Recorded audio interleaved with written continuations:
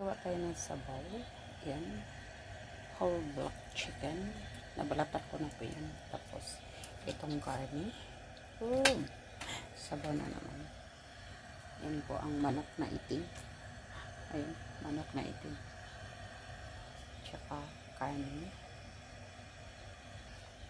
Yan din po, carrots. Then, itong niyog. Gayatin ko po yan ng pinang. Pino, maliliit. Ayan. Kulok mo na sabaw.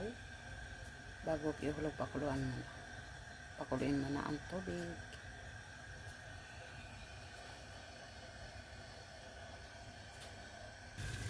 Ihulog po natin ang barley seed. Ayan po, kumukulo ng ating tubig. Ayan po yung karne. Ayan po ang karne. Bilin. Aray. Then, itong whole chicken. Ayan. Grabe. Pakuluin muna natin muli. Then, ihulog natin yung carrots at saka niyog. Ayan po, kumukulo na. Ihulog natin ang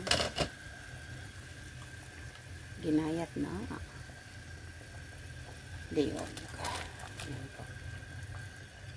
Then, carrots.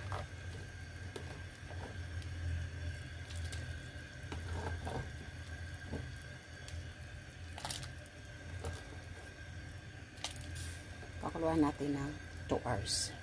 Pero yung video natin is shortcut lang para hindi matatagalan. Thank you for watching. Pakuluin mo natin ulit. Tanggalin lang natin yung sibo ng manok at saka karne. Sorry. Yan ang ating sabaw. Buong manok at saka karning baboy, niyog, at saka carrots. Maraming salamat po sa inyo lahat dyan. Pakuluin ko yan ng 2 hours. Thank you for watching. Bye. Yan po ang sabaw natin ngayon. Saturday. Yan, whole chicken, black whole chicken.